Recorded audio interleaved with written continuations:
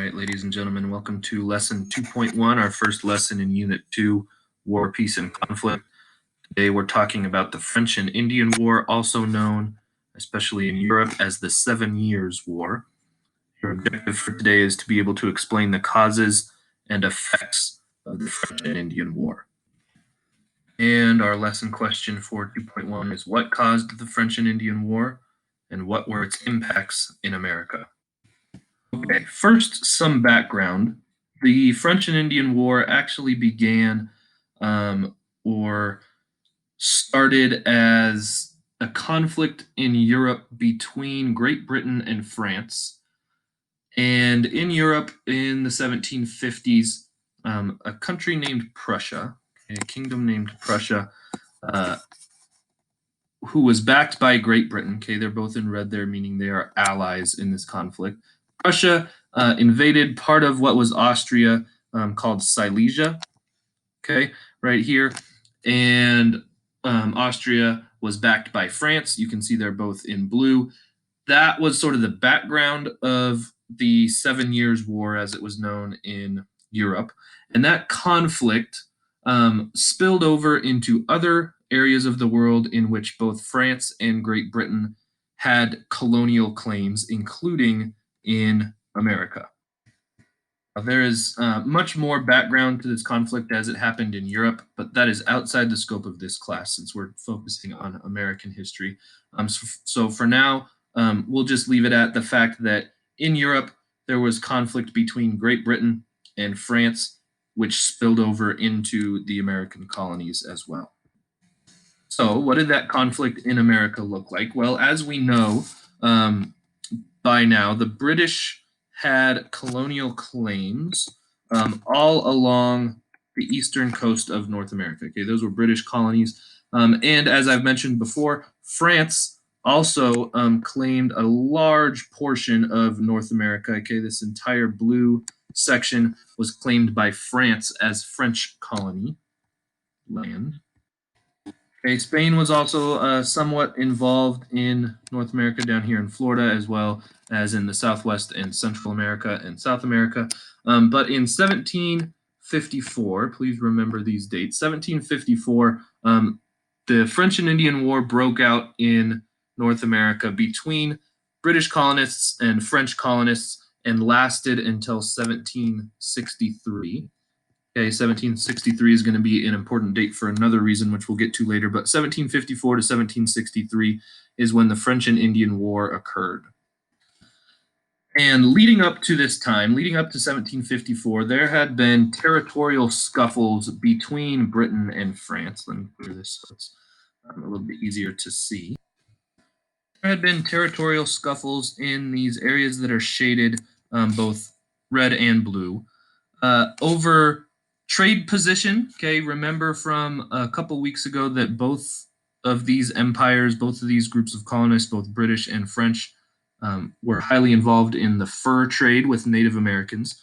And Native Americans got a lot of furs from this sort of Midwest region right in here. So there were scuffles between Britain and France in this area over a trade position, who had rights and access to trade with the Native Americans for furs.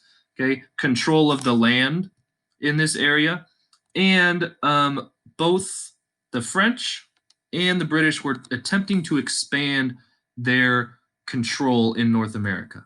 Okay, so the French were sort of moving down south and west, and the British were moving west as well. As they moved towards each other, obviously there were some conflicts that occurred over land, trade, and resources.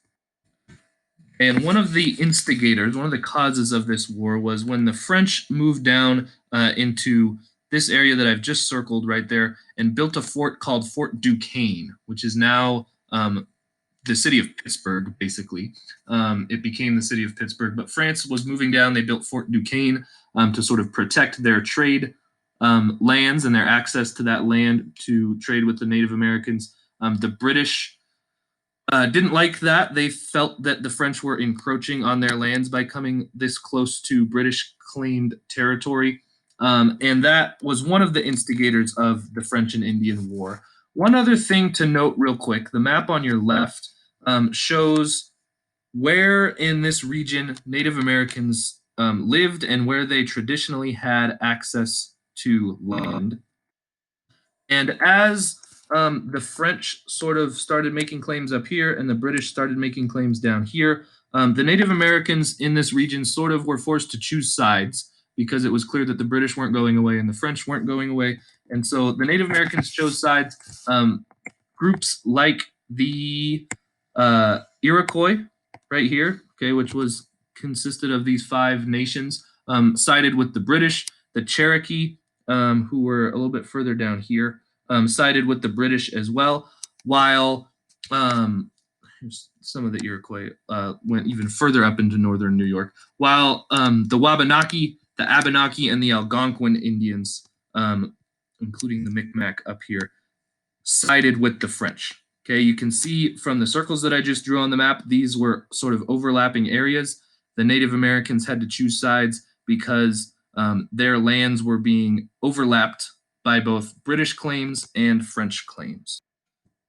Okay, so it's important to keep in mind that the Native Americans in this region also played a significant role in the French and Indian War as well. Okay, so here's a zoomed in map around Fort Duquesne area, which we mentioned in the last slide. What really set this conflict off was when the French built Fort Duquesne right here. British didn't like it, and so the British colonials began to request that the French move out, okay, basically leave, go back north and west, and stop encroaching on British lands. The Virginia militia, okay, here's Virginia down here. The Virginia militia sent a very famous individual, or someone who would become very famous, named George Washington, on a mission to ask politely that the French leave this area and go back north and west. Okay, the French refused to leave because they wanted this land for to help expand their trade and territorial claims, and that's really what started this conflict.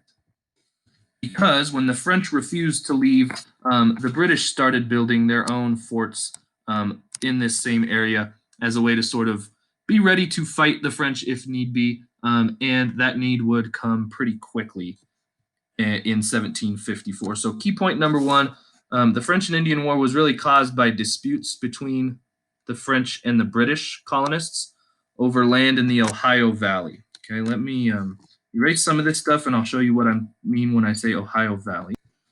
Okay, the Ohio Valley is basically this area right here that surrounds the Ohio River. This is the Ohio River that zigzags up around here.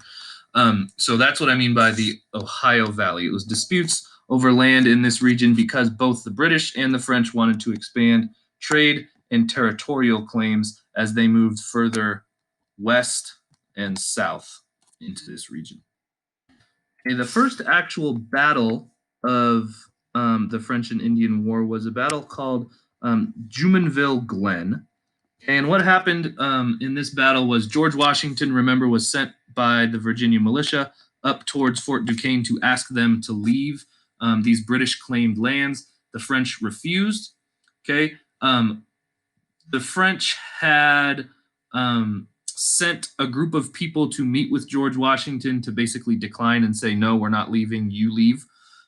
George Washington, there's some dispute over whether George Washington thought that those people were going to attack them, those French colonials were going to attack the British, or whether George Washington knew that they were sort of a diplomatic group who was just coming to talk with them and say and refuse their offer to leave. But whatever George Washington believed, there was a skirmish that broke out in Jumonville Glen. George Washington killed or captured all of those French colonists. And that is what kicked off the French and Indian War in 1754. George Washington, by the way, at this point was 21 years old. So he was a young up-and-comer in the British military. And this was really his first taste of battle as a 21-year-old military officer. In the early stages of the war, the French dominated the British. Okay, so we're over here with Fort Duquesne. The French won almost every early battle in the French and Indian War. They forced George Washington to surrender at Fort Necessity. Okay, George Washington, that was a fort that the British had built to defend against the French. The British were forced to surrender as the French moved in, and George Washington got his first taste of defeat at Fort Necessity. But the British turned the tables starting in 1759. Okay, that was sort of the turning point of the war was in 1759 when the British started to push north. Okay, with a general named Braddock and Washington. Okay, they went sort of west towards Fort Necessity and Fort Duquesne, and then they also started pushing north this way into northern New York and up into modern day Canada as well. Okay, the British not only captured Fort Duquesne from the French, they also captured Fort Ticonderoga and eventually Montreal. Fort Ticonderoga is right here. Okay, it used to be called Fort Carillon when it was with the French. This is a picture of me in the top right. I actually visited Fort Ticonderoga this last summer, so it's a place that you can still visit today. The British captured that fort from the French, pushed all the way up into Montreal, and eventually the British won the war. Okay, they forced the French to retreat and surrender their major cities. So it was a British victory, a British win in the French and Indian War. And the result was that the British now controlled not only their original colonies that they claimed, but also just about all of Canada as well. Okay, so the French were basically kicked out of North America, and the British now controlled all of the 13 original colonies and Canada as well. Okay, this set the stage for the British to later move west and expand, which we'll get to in a few lessons from now. And it set up an open trade with Native Americans without French competition. So now the British could trade with Native Americans for furs and other goods without interference from the French or competition from the French.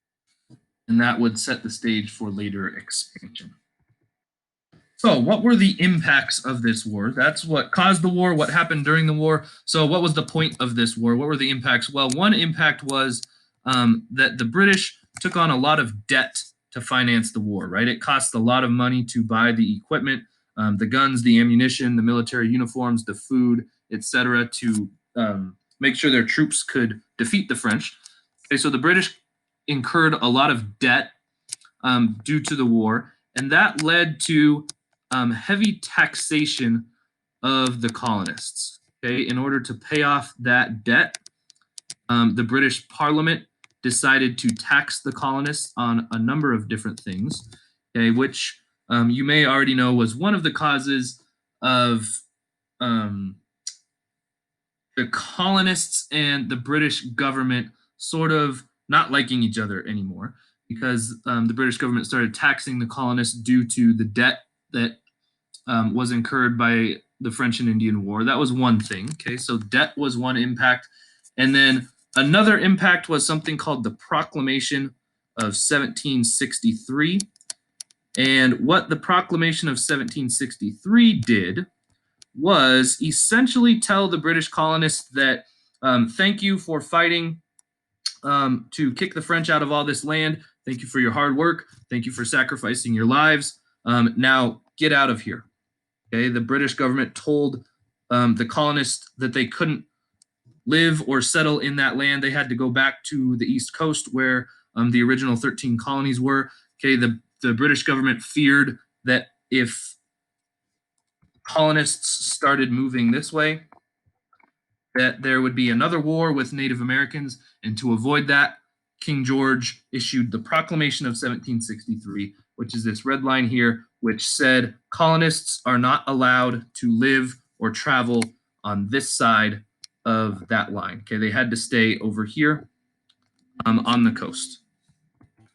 Obviously, the British colonists did not like that, and in many cases, they ignored the king's order to stay on the east side of that line and went over here anyway, okay, including George Washington. Okay, he started speculating for land, buying up land over on the west side of that line. So the Proclamation of 1763 and the debt and the taxes that resulted from this war would eventually, as we'll learn in our next lesson, help lead to the American Revolution. So the impacts from the French and Indian War were large, very important in American history. So to recap our key points, okay, this war was caused by disputes between the French and British over land in the Ohio Valley. Okay, caused by disputes over land. They both wanted the land to expand trade with Native Americans and to increase their territorial claims further into the American interior. And then the impacts of the war. Even though the British won the war and gained control of the French territory, it led to two big conflicts with the colonists. Okay, taxing the colonists to pay off the war debt, and then King George forbade colonists from moving west of the Appalachian Mountains. This right here is just another way of describing the proclamation of 1763. Okay, so those are the two key points. Make sure that you have those lodged in your memory for the rest of this lesson and for the rest of this unit, because those are sort of the tipping points that start conflict between the colonists and Great Britain, which will eventually lead to our country becoming independent, becoming its own country. What's next? You have a Nearpod lesson. In that Nearpod lesson, you will analyze a famous cartoon drawn by Benjamin Franklin called Join or Die, and his plan to unify the colonists during the French and Indian War. Then you're going to draw your own political cartoon designed to unify Americans together, and then finally review the lesson questions so you're ready for the mastery check.